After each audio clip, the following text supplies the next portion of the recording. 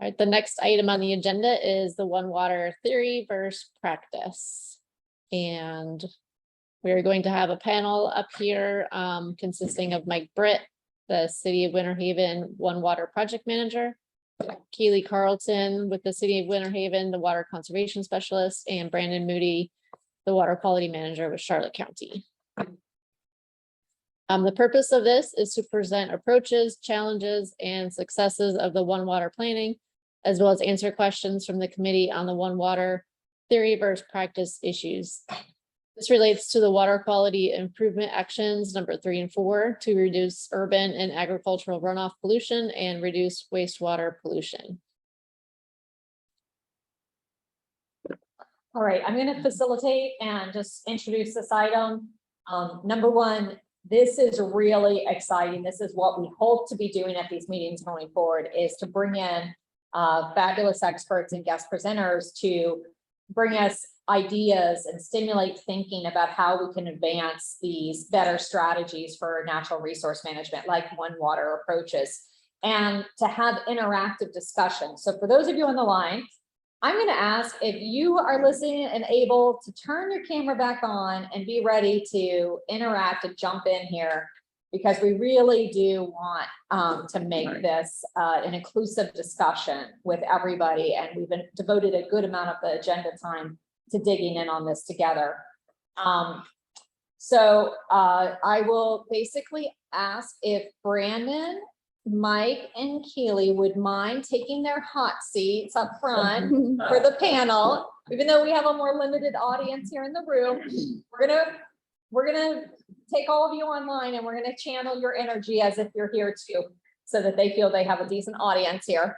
And they're sitting up on these great little director chairs up front, as a panel should, to get ready to present their ideas and then answer questions and talk with you all.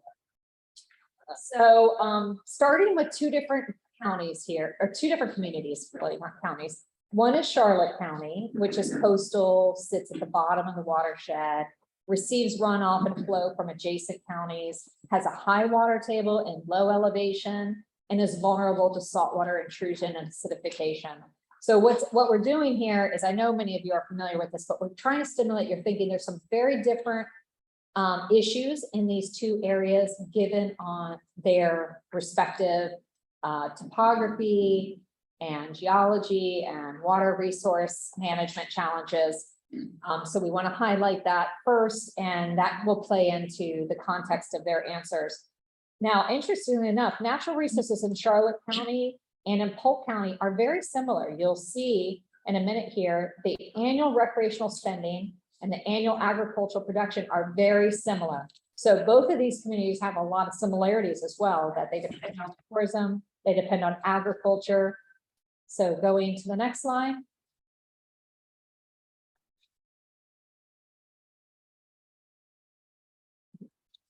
We go to Winter Haven in Polk County. It is inland. It sits at the top of the watershed. There's no runoff, no significant runoff or flow from adjacent counties. It has a lower water table and a higher elevation relatively. And again, you'll see their recreational spending is very close, and the annual agricultural production value very close to Charlotte counties. So with that, we're going to go topic by topic to get some responses from our elite, esteemed colleagues and experts here. First, we're going to talk about their respective One Water definitions and program goals, and we'll start with Brandon. Next slide. Thank you, Jennifer. One thing I want to just throw out real quick as we're getting into this, what you're going to see, at least from the Charlotte County side, is kind of a combination of current practice as well as aspirational goals. So we just embarked upon the One Water plan document development process. We had a scope approved with a consultant about 3 to 4 weeks ago. So what you're going to see is a combination of some stuff that we're doing, but also where we're looking to take the actual plan development, and then how that plan is going to fit into the county's operations into the future. So just kind of keep that in mind as we walk through this. So if you were to condense Charlotte County's current One Water philosophy in one sentence, it would basically look something like this. It's a idealized a house to harbor approach for protecting the ecology, economy, and enjoyment of Charlotte County's water resources. The basic idea behind the program is trying to identify how we can leverage our infrastructure, our citizenry, the business sector, and our authority as a county to manage and maintain our aquatic resources, while accounting for the limitations that we face within the county, which if we have time, we can get into with a little bit of detail. Next slide, please. So more specifically, the initial iteration of this plan, and I emphasize initial iteration because this is intended to be an adaptive management strategy. But it's going to focus on the identification of sources of impairments to our waters, recommend mechanisms for reducing those the impacts and those impairments, and then develop strategies for collaboration with public and private interests. Those are kind of the overarching goals. Next slide, please. Within which there are kind of four underlying themes guiding them in the form of tracking, treatment, source control, and communication. So in other words, the tracking aspect will help us identify hotspots and sources of pollution, and through that determine if it's something that can be addressed at the source or if treatment technologies are needed. And then from there, we leverage communication activities to enhance our source control and treatment efforts, and then use tracking to determine if what we're doing is working or if we need to explore additional treatment options. So they all kind of feed into one another. Next slide, please. Over to Neema. This is the city's adopted One Water definition is kind of displayed up at the top here. One Water is a collaborative and innovative water management approach to enhance sustainability of our essential resources and overall quality of life. And I'd like to emphasize the quality of life part, because I think that really is the true requirement almost of One Water, that we look at the quality of life and economic aspect of that. And it's resulting in a multiple local and regional benefits. Again, the multiple benefit part, I think, is the important One Water. How we go about managing water and all its components for the many benefits it provides is a really complicated, highly connected activity. But that's, I think, what One Water does for us.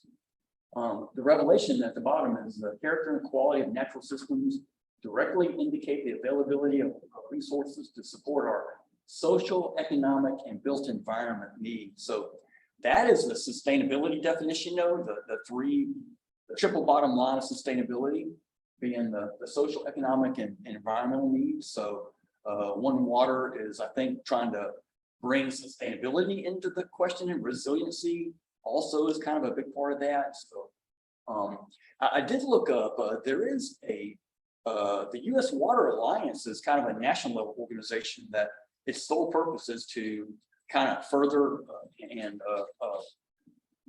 advocate for One Water approaches. And they have a definition of One Water that we might have should include it here, but it goes back and it talks about that all sources of water have value, and no matter what its form. It does talk about like a watershed approach, being kind of a basis for One Water, which I think is really important.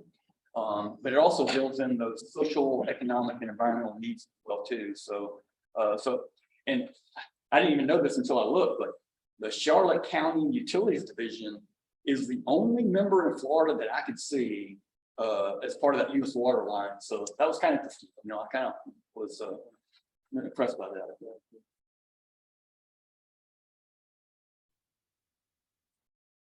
Okay, so our program goals for One Water, this is kind of how we see it. It's more of that taking, our utilities department and our master plan, potable water, reused water, wastewater, kind of combining all those, stormwater, natural resources, our recreation, health, quality of life, and growth and development, kind of meshing that all together. In a municipality standpoint, we're kind of all sectioned off, kind of side, in our own silos doing our own thing, but coming together with a One Water program goal for each section is kind of important. And these 4 R's are basically what we're kind of hitting all on, and that's 1, restore, 2, recharge, 3, reclaim, and 4, reuse. So basically, when we're, talking to our planning department or our natural resources department, or, coming from the utility, how can we take these goals of the restoration and recharge, reclaim, coming up with projects, because everything's connected. So restoring our lakes and our wetlands, recharging the aquifer, that's where we get our drinking water supply from. So how can we replenish that? Utilizing our reclaimed water, keeping up to date with technology, increasing the life cycle of our water cycle for reuse.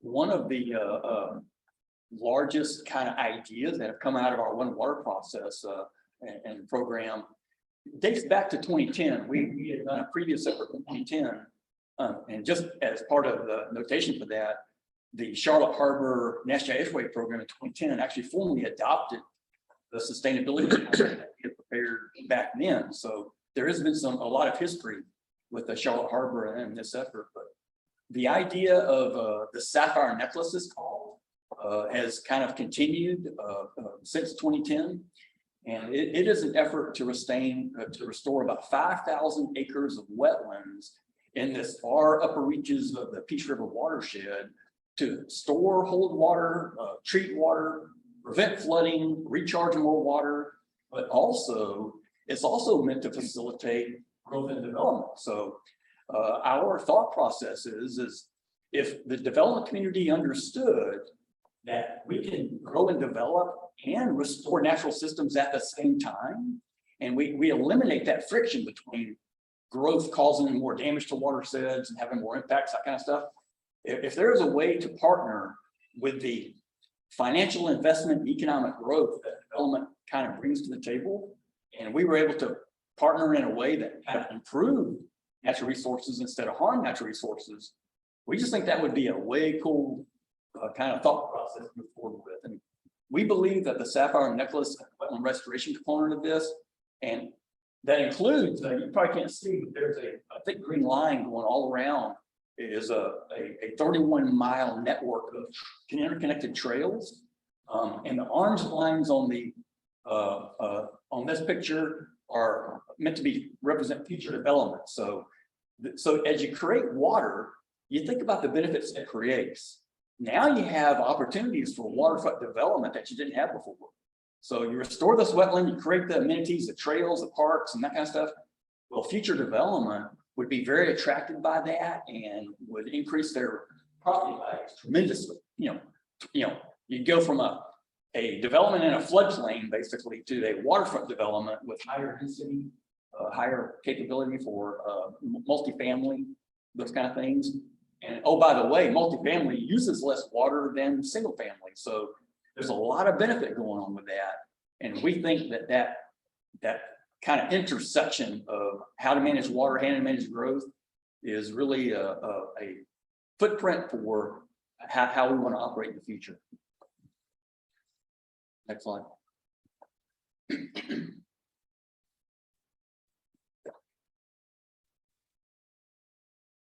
So at this point, we're going to kind of talk about how in theory you would put these ideals into practice and how they would function within the existing organizational structure.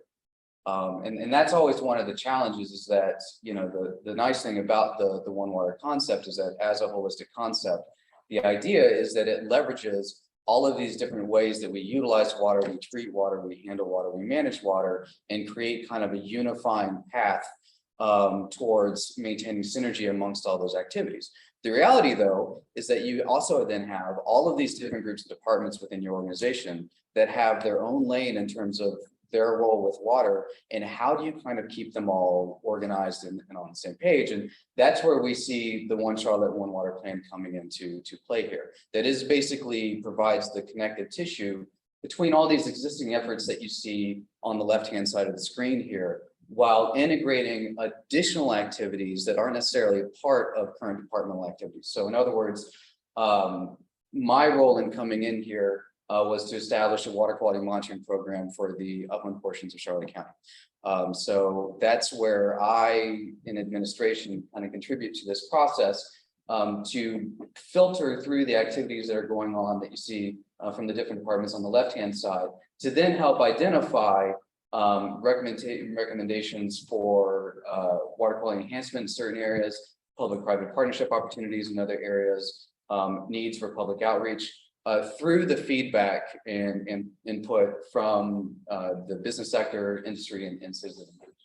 And one thing I kind of want to back up a little bit about my position, because it's a little weird compared to I think other counties and other areas. So I don't actually sit within a department per se. I actually am within administration and operate alongside the county administrator and assistant administrators.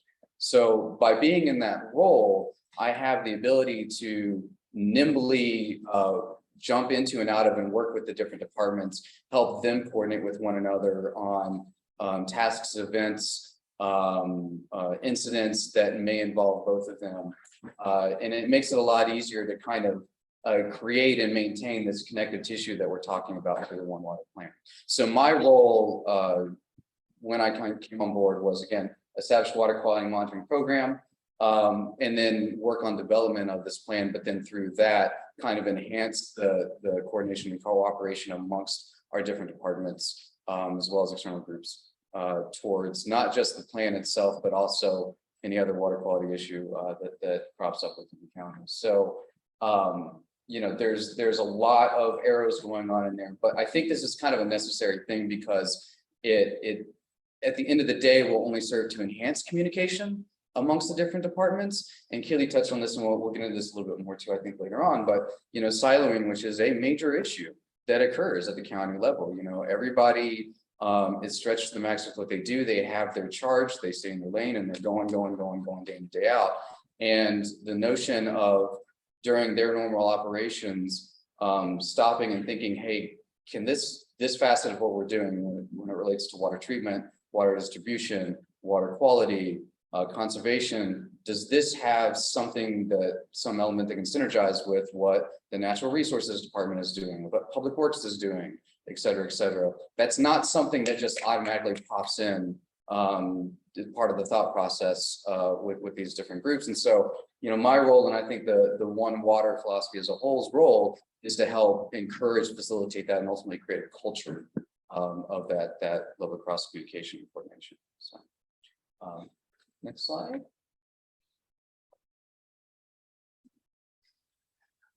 We use this graphic a lot because One Water to us organizationally is that picture of you have so many of those silos that Brandon was talking about, but if you take all those silos and kind of look at them all in different pieces, there are places where they fit together kind of. And if you think about how much money we're going to spend on water long term, we've jumped from like flooding problems. Oh, let's spend all this money, let's solve flooding. Oh, in a drought, it's like, oh, well, gosh, we're going to get our water supply from. Let's manage drought. Oh, there's a water quality problem. We kind of jump around, and we've done that historically. It's a natural thing to do. One Water, I think, is very much a visioning process almost. It's like, okay, let's step back. You know, what do we understand about how water fits together, and how can we make that puzzle fit together, not just for the short term, but our One Water master plan is a 50-year plan to talk about. You know, it's not a oh, what can we do tomorrow? It's what do we want water to be in 50 years, 100 years further out? How do you make it sustainable? You know, affordability is a sustainable aspect of that, and the equity issues that are associated with that.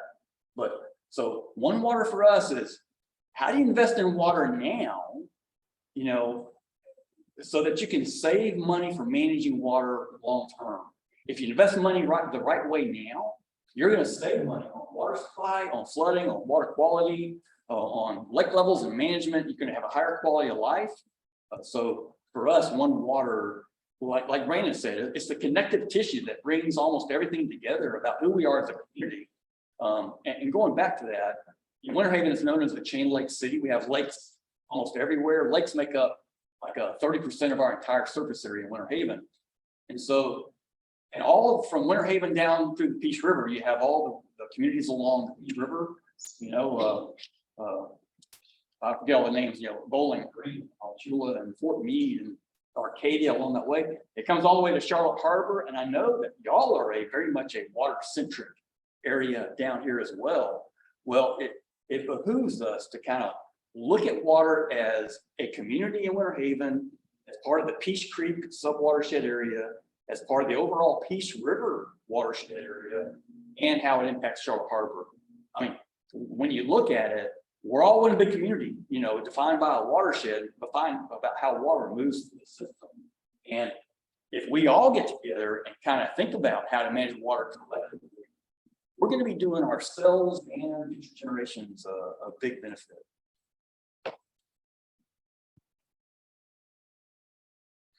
Listen again.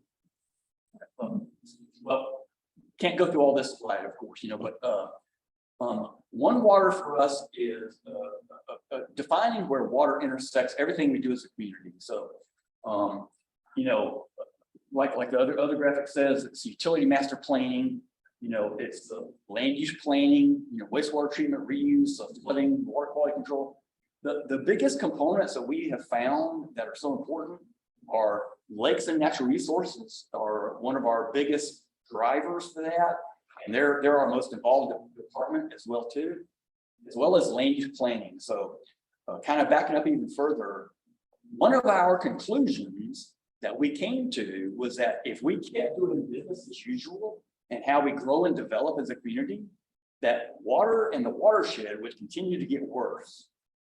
So I'm gonna stop there a minute, because so if you think about water 50, 100 years from now, Winter Haven is one of the fastest growing regions in the entire nation just a few years ago. Well, if we grow and develop the same way we always have, and even with the, you know, the environmental permitting regulations we have now, you know, stormwater, water quality, flood protection, those kind of things, that the upper part of the watershed that help benefits Winter Haven, Peace River, Charlotte Harbor, that watershed will continue to get worse if we keep doing things the way we always have. So it behooves us to say, okay, well, how can we make it better?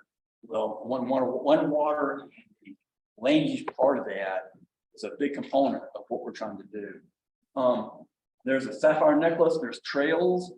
The trail element is more than a trail element, I think. I think it's more of a alternate transportation mechanism. I rode an e-bike for the first time this past the holiday season.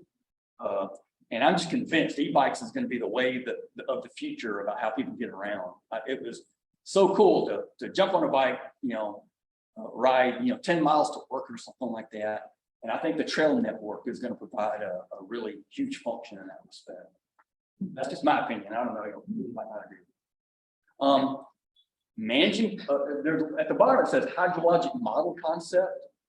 We are trying to manage a future water budget. So the existing water budget is out of whack. You know, it is not sustainable in our area. You know, we're part of the Southern Water Use Caution area that SWMA is designated.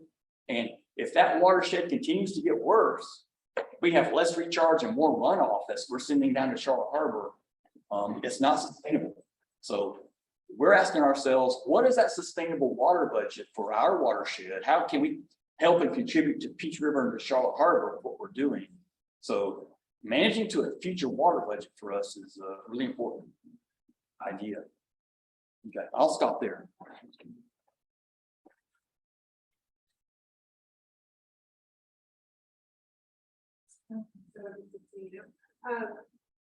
So this is our integrated water management system. So kind of talking about the operation of the team. So we've got have our internal team, but we also are working with Black Education. They're our primary consultant, kind of helping us drive the plan. And then from there, our secondary consulting firms that are working with us are Brown and Caldwell, GAI, Community Planning, Aqua Science Tech, and the community associates. Yeah, this group would be very familiar with Jimmy. Yeah. Okay, yeah, so they're very instrumental in this one water plan with us. Like I said, we do have our internal team, but I think we have more slide on that later. But these experts have really helped us drive the bus to get us where we need to go. If you want to elaborate a little bit, we work more with them. One group that's not listed on here is we did a full economic evaluation of one water and the benefits and costs that it creates. So that's going to be kind of added into our final plan when we start ranking priorities for one water. But and as Keely mentioned, we have an internal team that is made up of just city departments and city employees that also are part of this effort. Next slide. So then we're going to talk briefly about internal resources and logistics, challenges and opportunities. And you already had outlined that you have kind of different models of how you, within your respective communities, handle administering your one water program. So with that, we'll turn it back to you, Brandon. Yeah, and just to kind of reiterate there's the bit of a difference that there is in the problem statement between what Charlotte County is looking at and what Winter Haven is looking at. And please, Mike, stop me if I'm misspeaking on y'all's behalf, but y'all, I'm sure picked up on what Mike was getting at with the fact that Winter Haven's, one of their big concerns is that quantity aspect of water and making sure that they have adequate supply, and then how they manage that supply, not just for the benefit of the economy of Winter Haven, but also the quality of life, right? And that's where the water quality aspect comes in. Charlotte County, on the other hand, we're receiving everybody's water. And so, and we don't actually, we work through the Peace River Minnesota Water Supply Authority provides our drinking water. So quantity issues are really handled through coordination and collaboration with the water authority. In terms of what we within the county control, it is what do we do with that water that we use that's provided by the water authority, and then how do we maintain water resources in terms of stormwater management, drainage, and protecting those amenities that we value so much within Charlotte County, which is the harbor, the tidal rivers, Human Bay, etc. So we have, while the end goals are slightly similar, and some of the mechanisms that we put in place are also there's a little bit of difference there, and kind of part of that, at least part of the focus of what we're trying to address through our strategies. And so I do want to point out something with this. We've already kind of talked about how different departments would interface with something like a one water plan, connective tissue that the one water plan brings to operations within the county. But I want to make a point with this, and that you'll notice that these arrows going back and forth between different departments, it's not necessarily the one Charlotte one water plan that's in the center. It's the strategic plan that is issued by the county commissioners. I think this is very important because what makes something like this a success is not necessarily just the plan itself and the research that goes behind it and the activities, but it's the underlying support long term. So in our case, the fact that our commissioners put in their strategic plan as one of their primary goals to have a One Charlotte One Water plan, to take action to monitor and address our water resources, basically is in writing committing to executing these strategies. And I think that's a very key, because turnover occurs within the county, people come, people go. Sometimes the short-term focus can change. I doubt that'll change for Charlotte County because water and water quality is such a huge deal for us. But by having it sort of at the commissioner's level, that it's basically codified that this is a major focus of ours, I think assures that the efforts are going to be utilized now and long term. So I think that's a key thing to this process. Next slide. Okay. We already talked about one of the biggest challenges is how we interact with future development.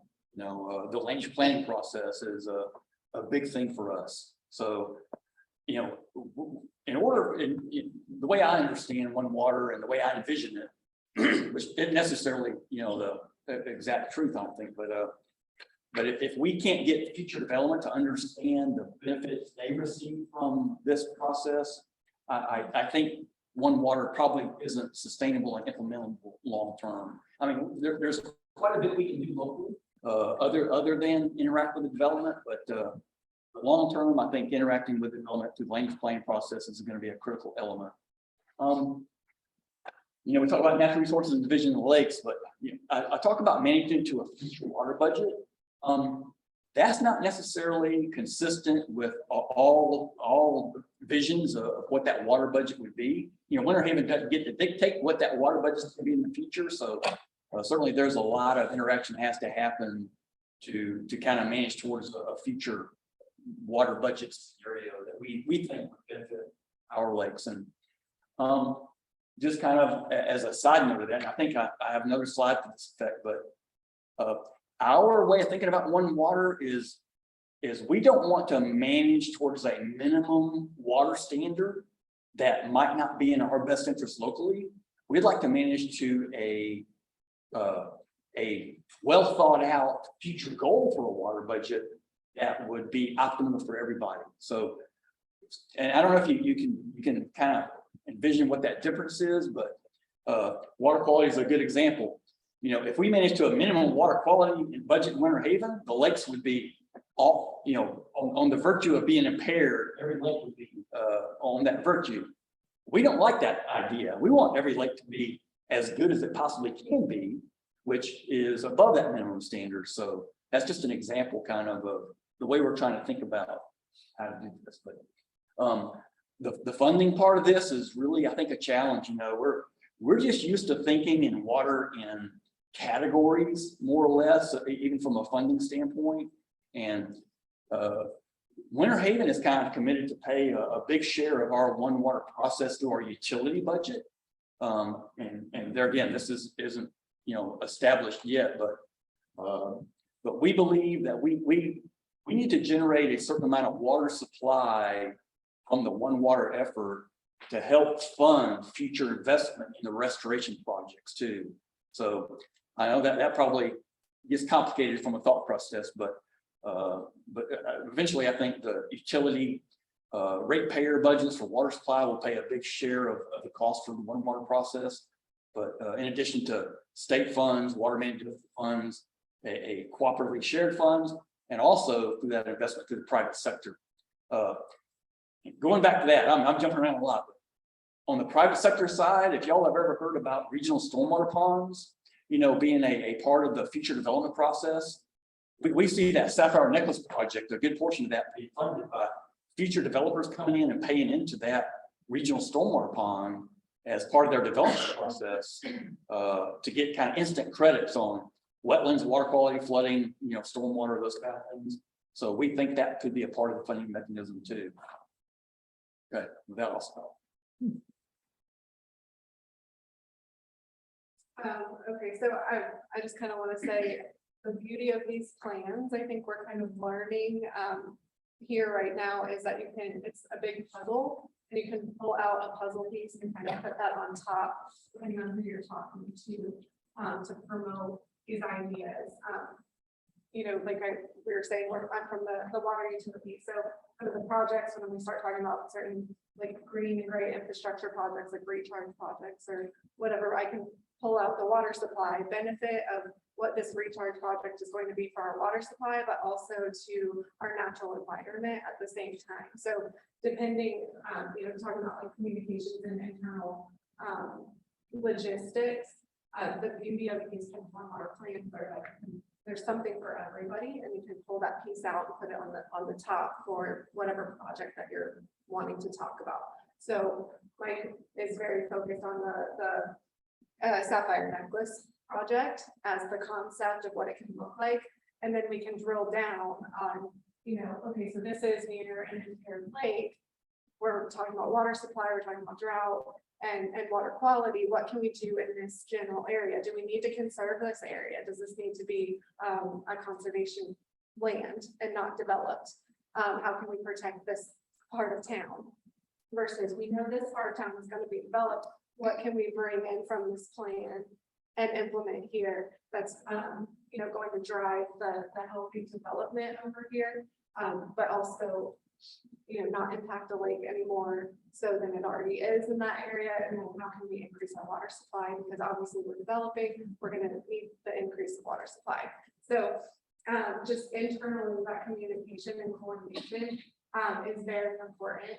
And we do have the internal team. It's an integrated water management team. So that is one person or two people from each department within our city. But we've also, you know, tagged on some other stakeholders from the county. Polk County is very active in our integrated water management team as well. So we're not just keeping it, you know, to ourselves and wondering if we want to hear from our water management district. They're on that team as well. Like I said, the county is very active. So we can coordinate because they also have projects too that might be, you know, to bring in this point, he's more of the water quality. So our county might be more water quality focused. So how can we partner and be good partners there? So again, that team is very, very important for this plan.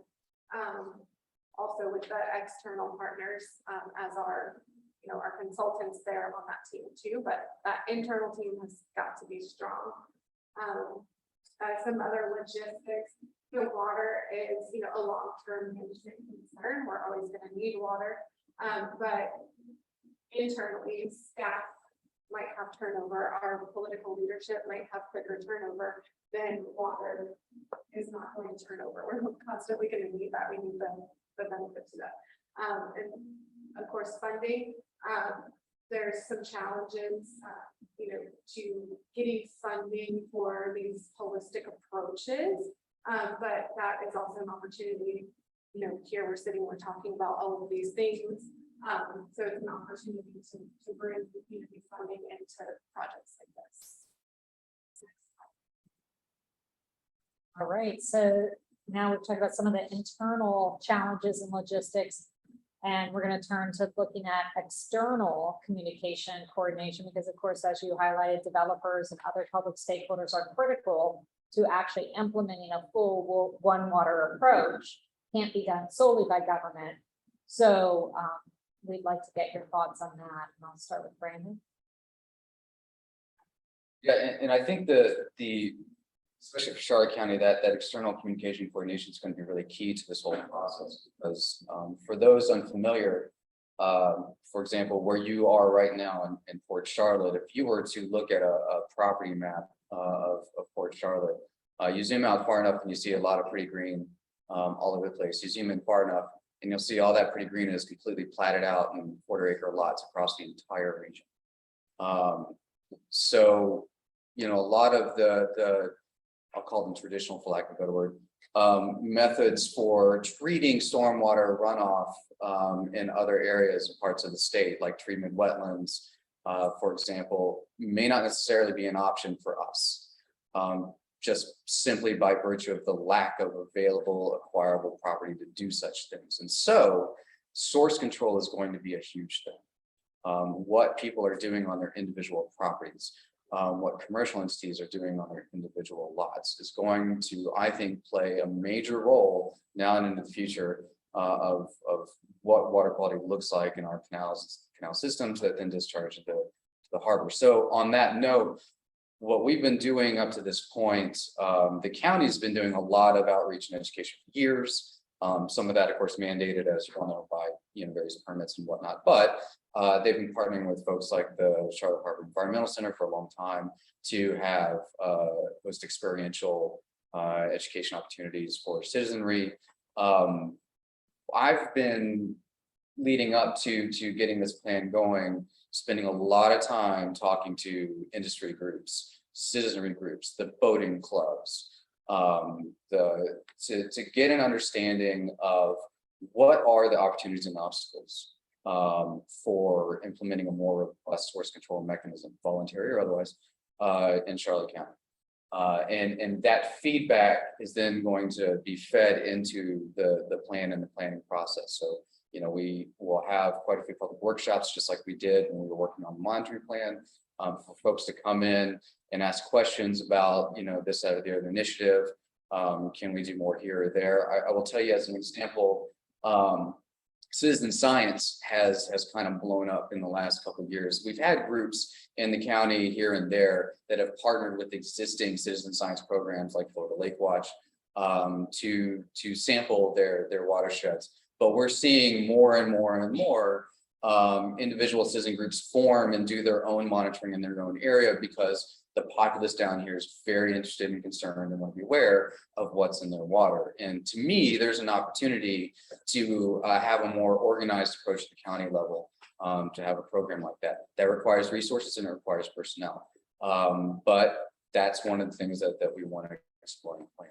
I've seen such a thing be very successful in my old life in other states, but I've also seen it be successful here. You know, the counties around us have had similar programs that have had a major impact. And that's going to be more and more and more and more important because we're getting so many people coming in from outside of the state, moving down here, do not have fundamental understanding of how their little piece of paradise is connected to our water. And so there's a need to kind of catch that and educate them as soon as possible and make sure that they're aware of the role that they play in that. I'll leave it there. Just go to the next slide.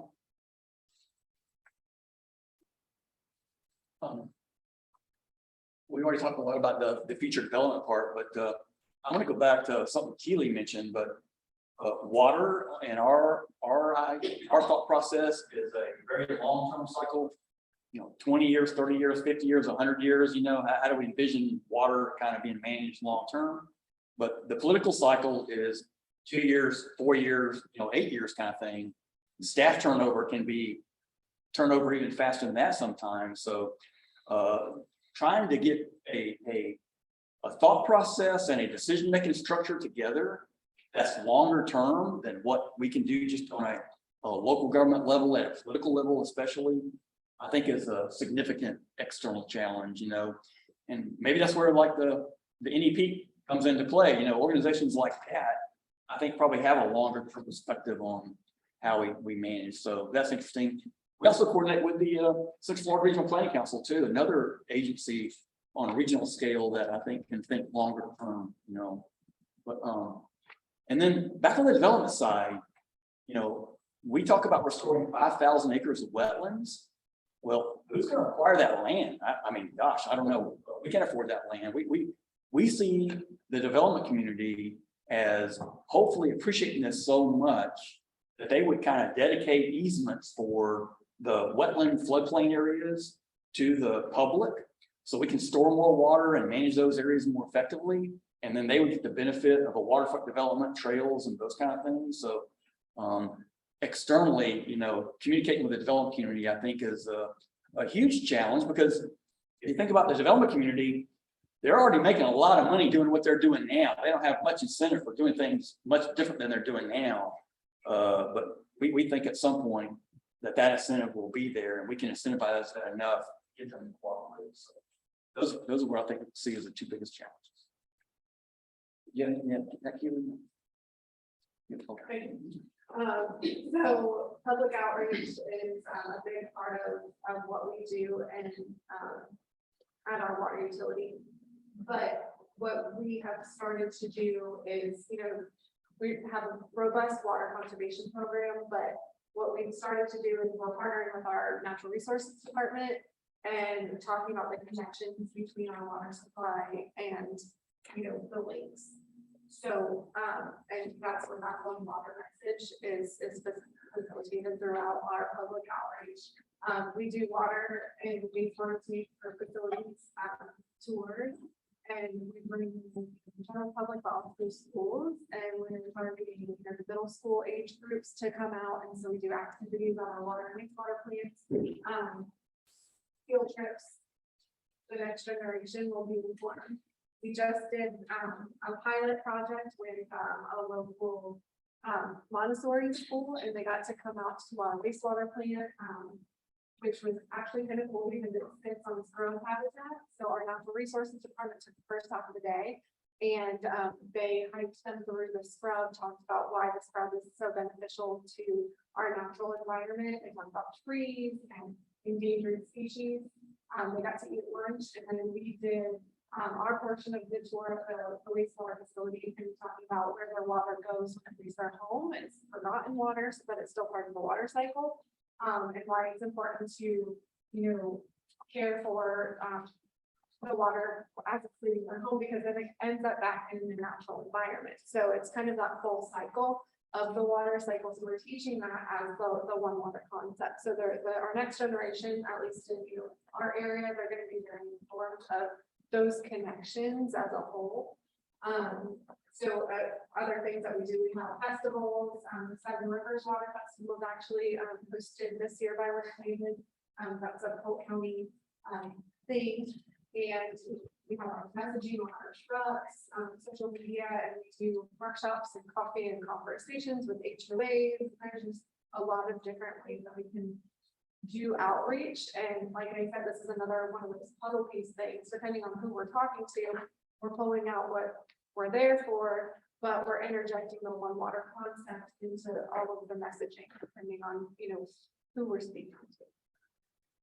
I'd like to add something real quick, but I think we can go ahead and say, we are organizing a One Water Summit, a conference for next fall that we think is going to kind of put a lot of emphasis on the one water concept. And we're also trying to pull together a coalition of one water communities and agencies, organizations around the state of Florida to try to emphasize one water. So hopefully we will reach out to some of y'all to maybe be a part of a coalition to talk more about having these kind of sessions, talking more about how one water works and how to implement it.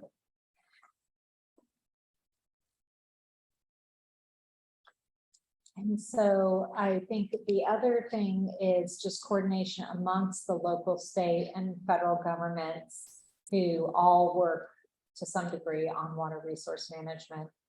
And we would like to get your thoughts on what you all are doing to partner with the other levels of government. So with that, Brandon.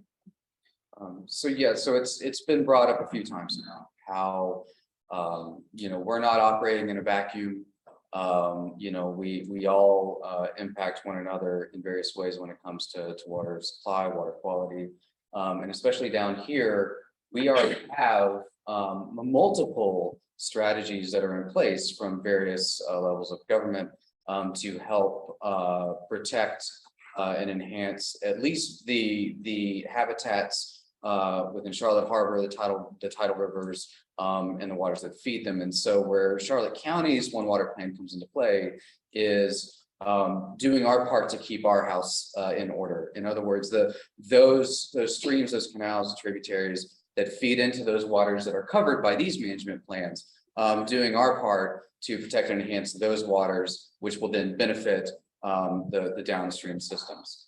So we have to keep the goals and activities of those plans in mind while we're developing our plan, and that's basically accomplished through groups like CHNP. So I have wild ideas or crazy questions, and I go to the Technical Advisory Committee and throw it out there and use that as a forum to have conversations with representatives from these different agencies and how best we can proceed or work alongside this goal of the management plan, et cetera, et cetera. So these three plans especially are kind of forefront of mind while we're working on our strategies.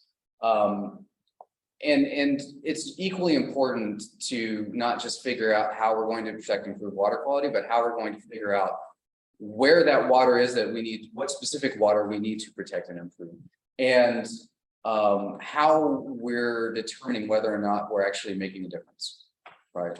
And so at this point where we've kind of landed in our process is that, we conduct the monitoring, we conduct the modeling, and we're using established state water quality criteria to determine where the impairments are and where they are not. And then from there, deciding where we need to target areas first for improvement, rehabilitation, or whatnot. That said, kind of going back to a point that Mike made, we have these rules and regulations in place that are designed to be protective of waterways. And yet Charlotte County is no exception. We have lots of waterways that are considered impaired. And so I do think that that's a part of the broader conversation, both internally, but also regionally, are those rules, requirements, and mechanisms that were designed to protect water quality, are they really sufficient? If we're still seeing these impairments in our receiving waters. And I know that members of especially like the development community and folks will start to clench up a little bit when they see in the air this notion of increased regulation or increased rules or increased requirements. But that's why we also then see an opportunity to get them in the room and have these conversations about how we can work together. Incentivization, as Mike said, is going to be a key thing and something that we're exploring in terms of, like, say, for example, green infrastructure. How can you get a program in place? And this is going to be the key hurdle, I think, in our minds. I would love to see the county do more to work with private sector in implementing green infrastructure. But in order to do that, you have to be nimble enough in terms of funding and partnerships to be able to work on their schedule in terms of development and construction, which means that really, ideally, you need to have that funding in place and ready to go as this kind of pocket that you can then immediately reach into as you're negotiating with these groups. And I think that's going to be the big challenge that I'm looking to try to kind of overcome as part of this planning process. How can we accomplish something like that would then basically provide sufficient incentive for private interests to incorporate green technologies and green infrastructure, but in a way that is amenable to them, their schedule, their timetable, their costs, and their processes. So next slide.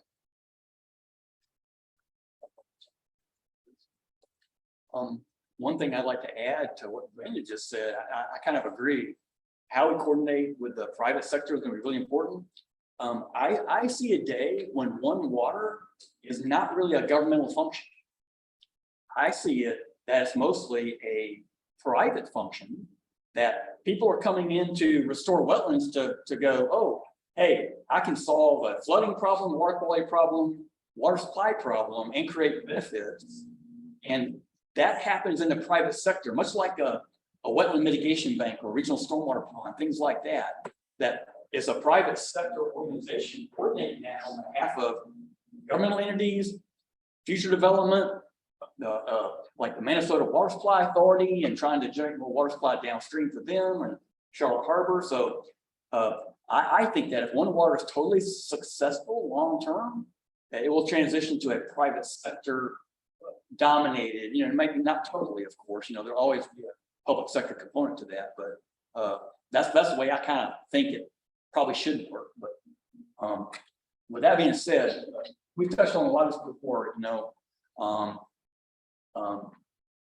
managing to minimum standards, I don't think is going to get us to where we want to be as a community. So managing to something beyond that is going to be really important. And then at the bottom, we really would hope that people in Charlotte County, Charlotte Harbor would understand and appreciate what we're trying to do in the upper part of the watershed, vice versa. Y'all probably know this as well. I bet more people come from Polk County to Charlotte Harbor and down Peach River than come from Charlotte Harbor up to Polk County to go to the Chain of Lakes and things like that. I think there's a pretty deep appreciation for how close we are and what benefits are provided by the whole watershed area, all the way from Winter Haven to Charlotte Harbor. I know I paddle Peach River all the time, and I come down to Charlotte Harbor 3 or 4 times a year to go fish and look around and float around, that kind of stuff. And we hope y'all would come to Winter Haven too, but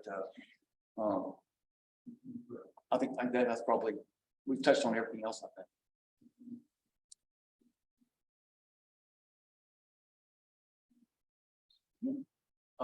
This is kind of the same thing. Sorry, we've touched on these things a bunch of times already.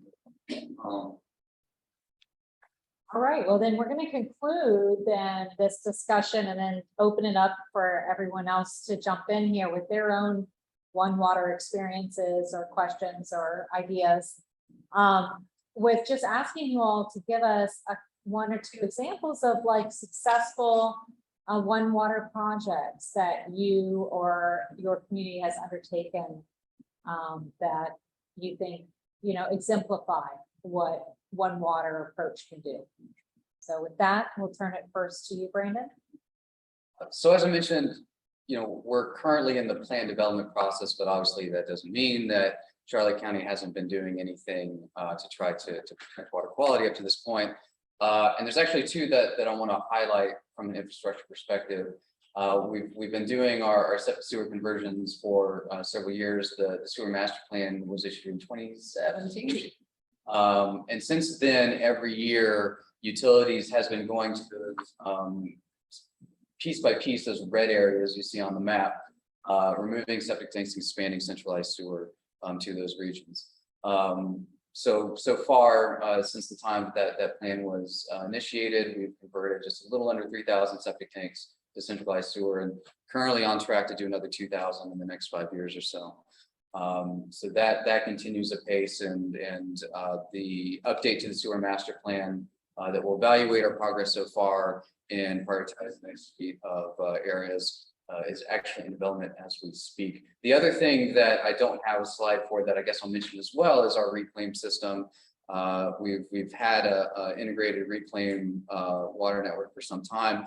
That in and of itself is kind of an opportunity and obstacle when it comes to water quality and water.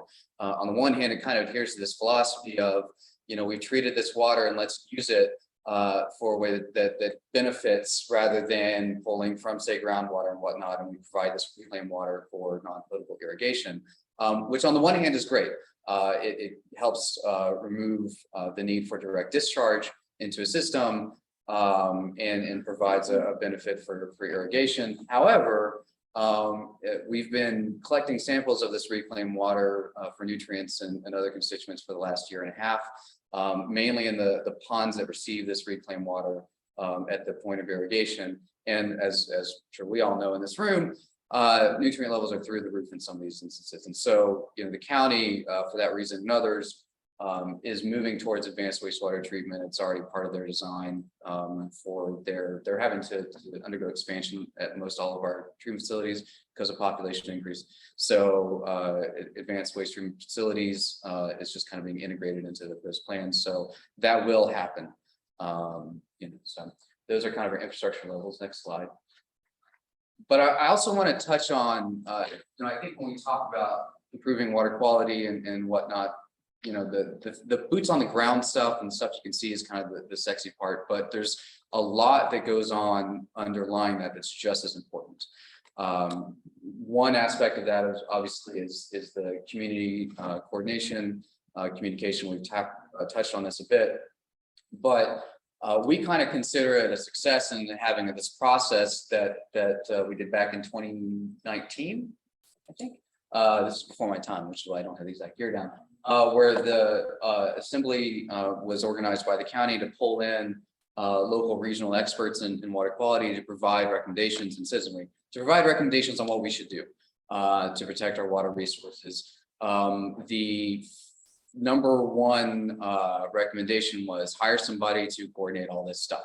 And here I am. So that's kind of an example of the county and the commissioners kind of following through on a process by which to try to identify what the citizens see as what needs to be done to work on water quality issues in the region. Next slide, please. The other foundational aspect that is just as important as that boots on the ground stuff is the underlying data used, again, to figure out where we need to implement these measures and what are their practical impacts going to be. And this is really important because it's also difficult to get this funded. When you really look at funding availabilities at the state and federal level, oftentimes they want to focus on those things that they can cut a ribbon, right? All of the stuff that goes into it, the planning process, data collection, modeling, that's not something that most funding sources are too excited about covering. And so, but these get really expensive. So, that's something that I also kind of want to pitch to the powers that be to kind of think about this and really consider adjusting what we can get funded externally to allow us to be able to do the level of data information and processing necessary to assure that what we're going to do and invest millions of dollars into doing is going to have a measurable substantive impact in maintaining and protecting our resources. Next slide.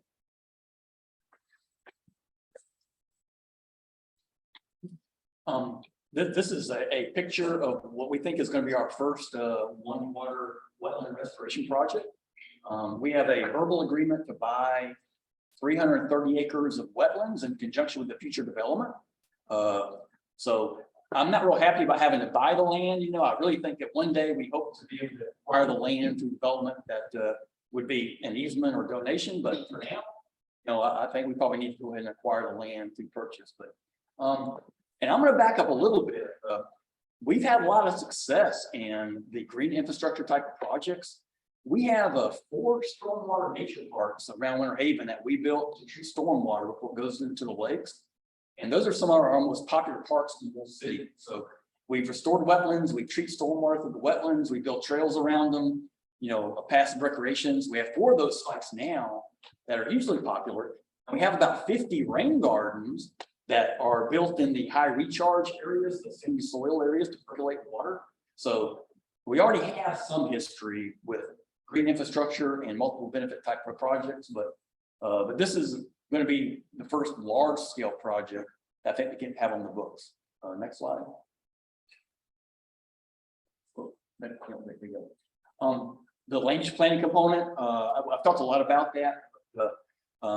We haven't proposed the land use plan changes yet. We think that's going to be a pretty significant uphill political kind of effort, but we're going to be. We've done the preliminary work. We presented to our city commission. They're in favor of moving forward, so at least we have some permission to move forward there. But the hard work of actually getting that changed to work with the development community is something that's coming up. Next slide. The land use plan has identified what's basically a conservation easement area around where the Sapphire Necklace is.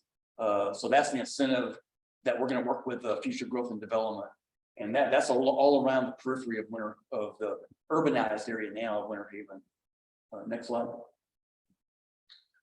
This is kind of an interesting project, but the Peach Creek drainage ditch goes all around our city. So once water leaves Winter Haven and leaves our lakes and hits the Peach Creek system, it goes all the way to Charlotte Harbor with absolutely no control whatsoever.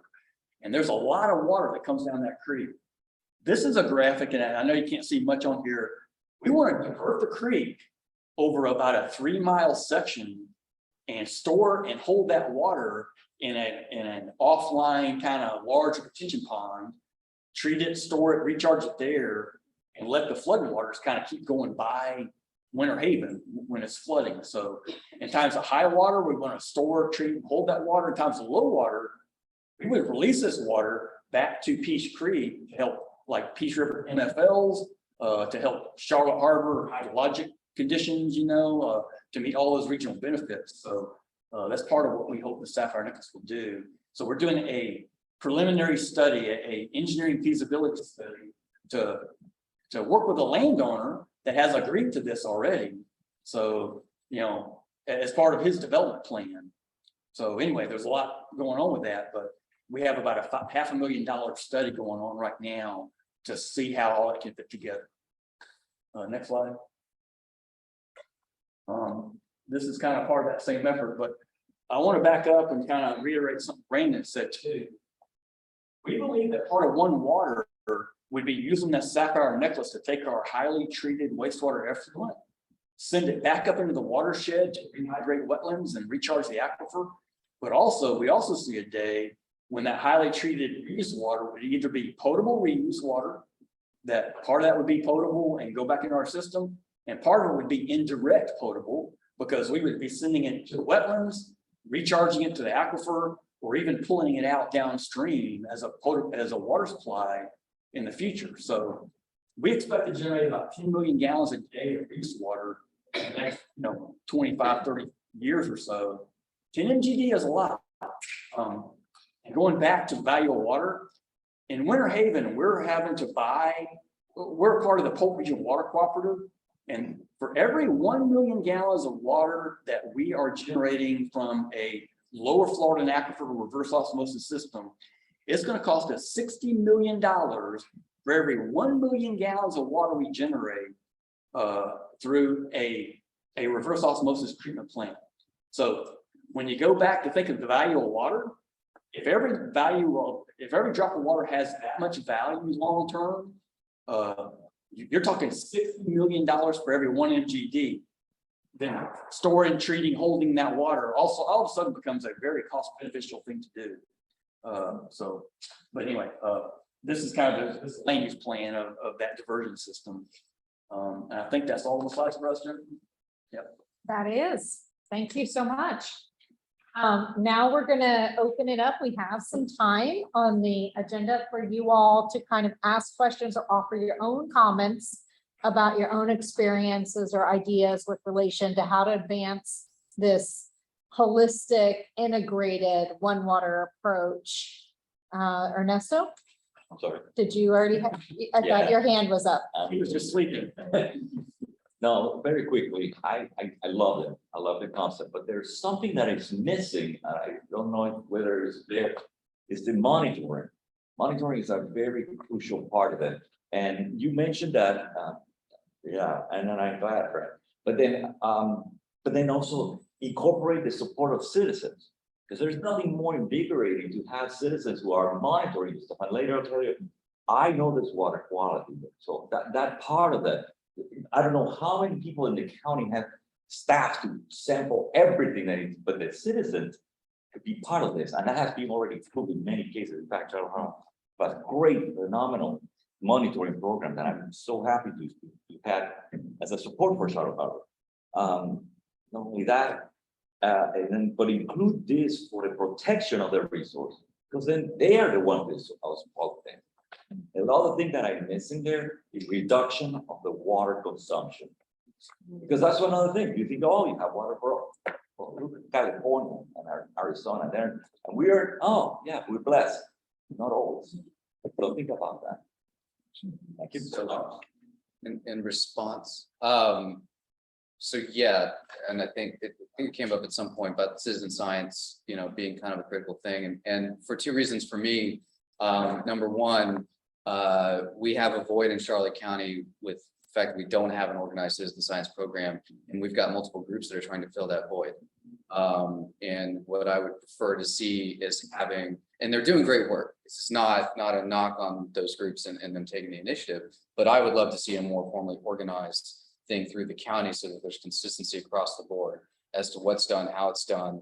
We kind of maximize that coverage and that effect that those citizen groups can have on tracking water quality in the region. And yeah, I agree. That's the key to filling in the gaps from our own monitoring program, because it costs us $560 for our contractors to go out and visit one site and collect a sample each time they go out. That's the cost. So yeah.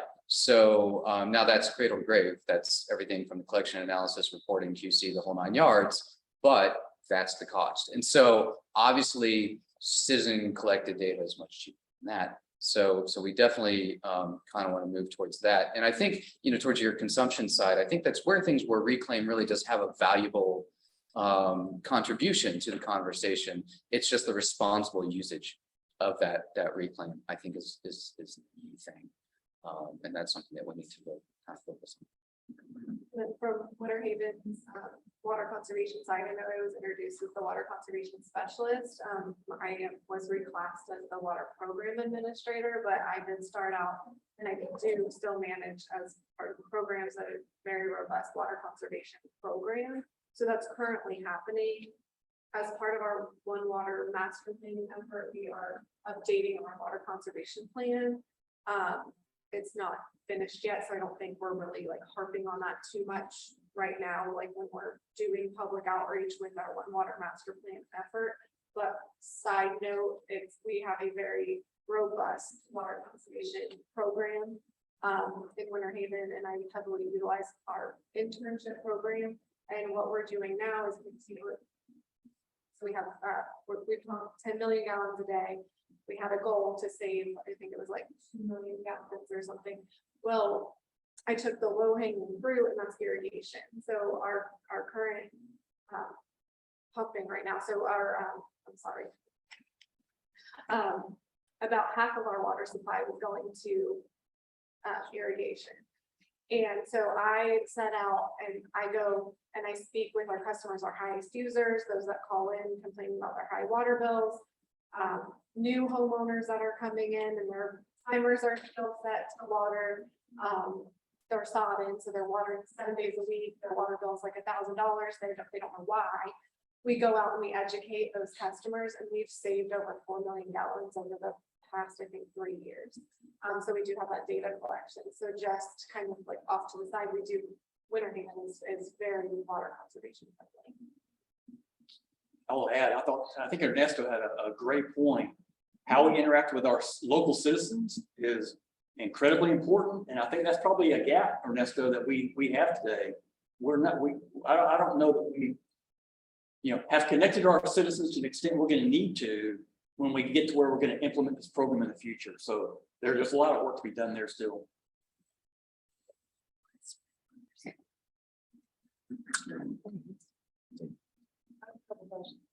Because I didn't have time to really study it, but it looks like your sapphire necklace concept is, it's external to your chain of lakes. It's additional conservation or wetland, restoration program, that's what it looks like. So do you have that just at concept level at this point where you've identified areas that you'd like to work with, but you don't have really individual projects? Maybe, okay. We actually have a lot of those projects kind of roughed out. We've done some engineering work. Two dreams. Yeah, I have a lot of dreams. A little bit more than dreams. Most of them are across the environmental world, but anyway.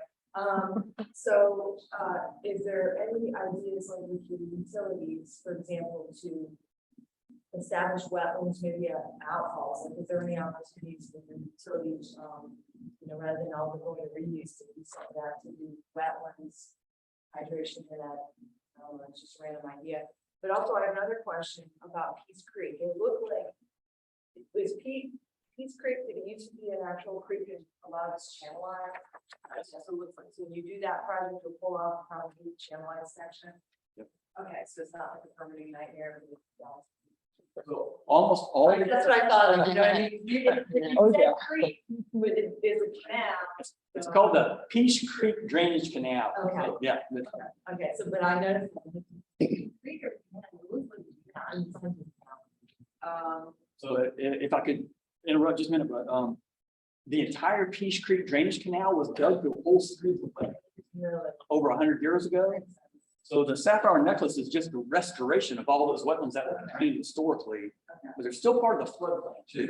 So that's exactly what that is. Okay, so you have the opportunity, maybe you got some old areas where the soils are still intact and stuff like that. You may go to rehydrate or put new structures or redirect and kind of. Yeah, it's just like the Cootahachie only in miniature, whack lake after waterfall, basically just cut down the middle of the drain. So, okay, thank you for clarifying. I thought that was a great idea.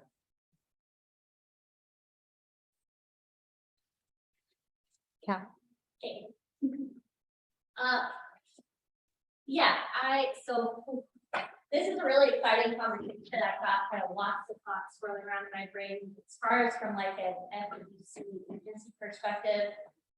It's exciting to see that there seems to be these parallel forward momentum at a variety of different levels, at the CHMP level, at the county level, and at the state level. So I think several folks, especially CHMP folks and DP, know that our agency adopted a new strategic initiative that launched in like 2019 or 2020 that's looking at landscape conservation. And so we're really trying to kind of focus at more of a forward-looking strategic approach and developing our different management approaches that address habitat loss, degradation, climate change, water quality at more of a scale level. And so, as an agency, I think we're very supportive of this kind of thought process. And I think for us, it's really helpful to have more of these, I guess, boots on the ground efforts at like the county level, the local municipality, and regionalized groups that are starting this process. Because while we're working on this at a statewide level, that's more of a 10,000 foot view, and at least in my day-to-day job. A lot of folks that come to me with concerns about water quality or health of certain fishery populations or, mammal whatever it might be.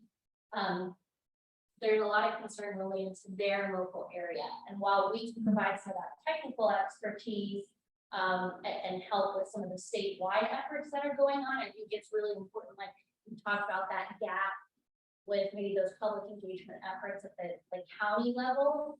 Because I really think that that's where people are gonna see the benefits of their involvement maybe quicker, if that makes sense, because those are more concrete ways to get involved at like a county level or statewide and statewide government. Sometimes those wheels turn a little bit slower. So we really emphasize and encourage people to be involved in those state level conversations, but at a county level, that's where it's really going to see the rubber meet the road and some of these changes that people are looking for. So I definitely encourage, some of the existing efforts and continuing to expand on those, engagement with public folks to get them involved, or providing a resource for folks like me who are regional staff of a state agency to be able to hand them, say, okay, you're in Holt County, you should really get involved with Winter Haven's One Water Initiative, or you should really talk to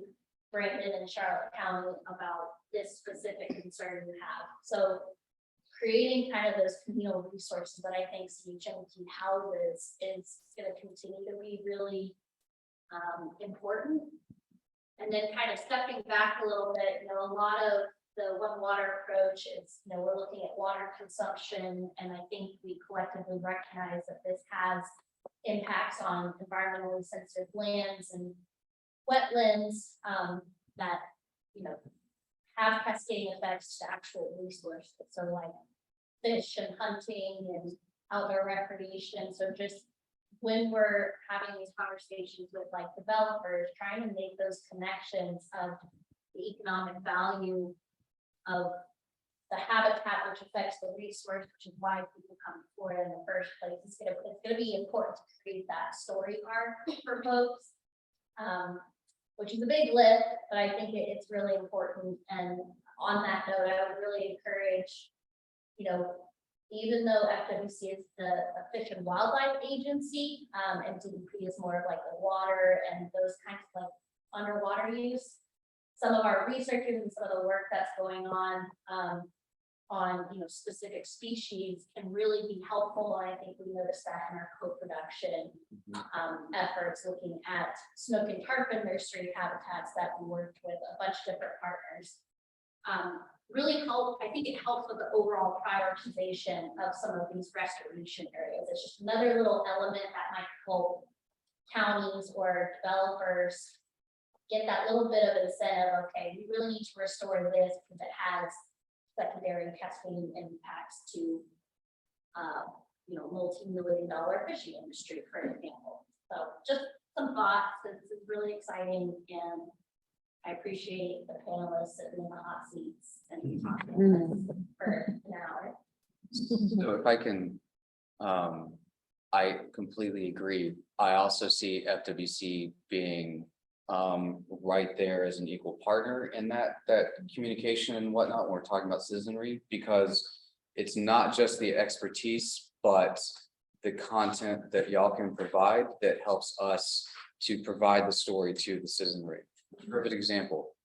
I would love to see that FIM data available on a publicly accessible database or map that our citizenry can go to, or when they call me and they say, all the crabs are dead in this part of the harbor. Something happened within the last few months because we used to get 47,000 crabs 6 months ago, and now we get 0. And where did they all go?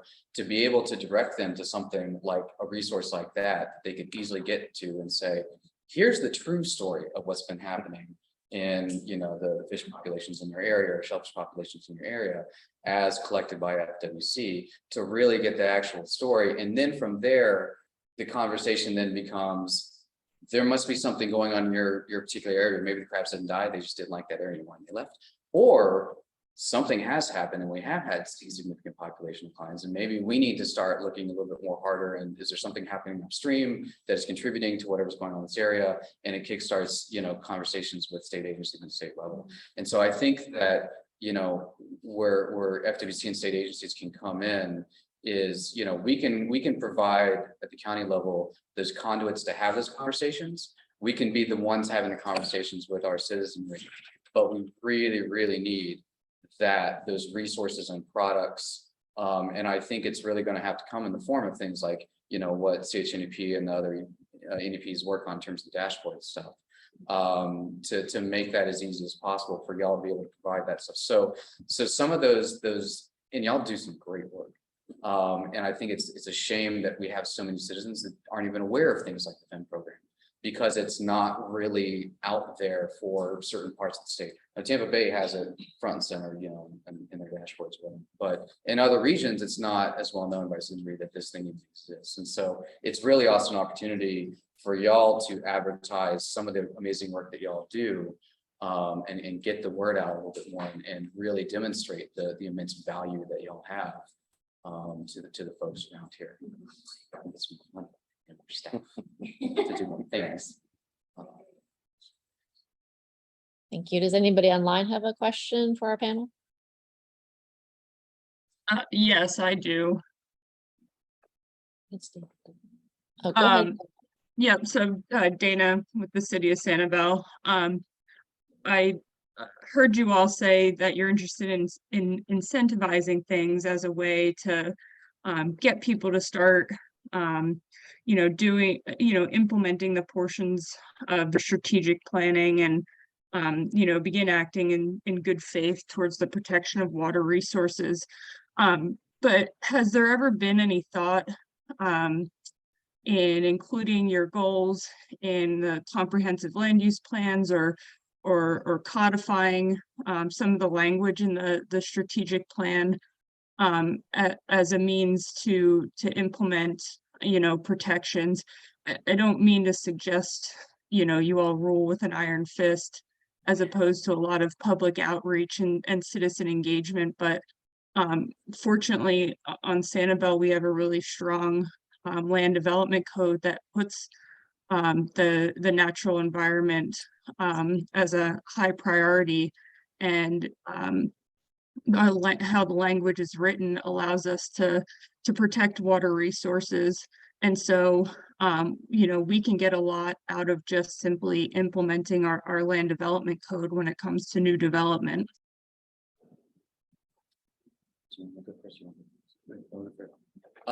So that is part of the plan development process is going to be kind of a deep dive into our existing codes and regulations.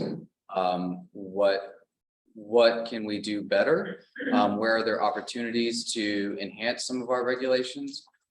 That's going to be, I hope, a conversation that will come up during the policy meeting. It will be an interesting conversation because this also currently swirls around some of the various preemption bills that then made its way to us over this legislative session, and how we navigate that as well. We talk about things like the affordable housing bill and whatnot. And for Charlotte County's part, for example, our stormwater requirements basically adhere to SWIFMUDs. It meets, as long as it meets their minimum requirements and they approve it, then we approve it. And so I think one of our conversations, as comfortable as it may be, is that sufficient? Or do we need to go a little bit above and beyond like other local governments do? And what is our capacity and ability to do so in this current regulatory climate? In terms of what the state might allow us and what current laws might allow us to do right now. So that is something that will definitely be a part of this process over the next year or so as we kind of build out the plan. We do have it in the strategic plan that the commissioner's strategic plan, that the One Charlotte One Water plan is a fundamental facet of their strategic plan, which helps give us a little bit more oomph behind the effort. So hopefully through that, some of these more, for lack of a better word, controversial, I don't know, recommendations, will be considered seriously by our elected officials, as part of a potentially necessary part of the plan. So we'll see how that goes. And I'll be interested, maybe you know, what I need to do with our consultants. We have Jones, Edmonds and Shaniki are tag teaming on our plan development.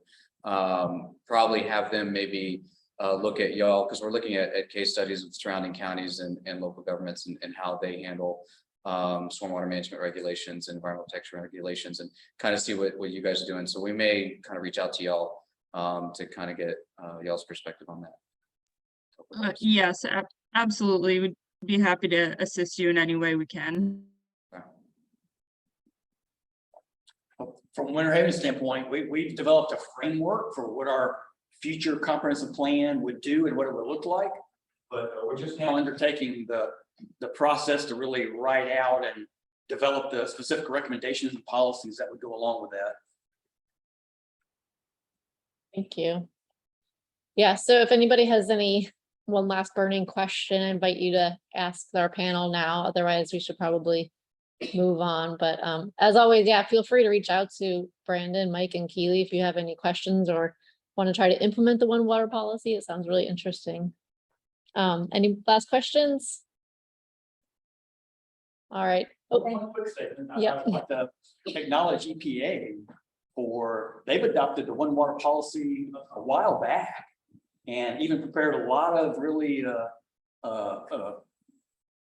progressive and thought-provoking policies and publications that we've used a lot. So at a federal level, I think they've done a nice job. So I just kind of thought I better mention that. there's probably resources out there that people could utilize. Awesome. It looks like there's comments in the chat. I don't know if people are I asking. think that was an older, Oh, okay. I think, Yeah. Don't know if online people are, just people saying great presentations and things of that nature. So thank you guys. Thank you guys. Yeah.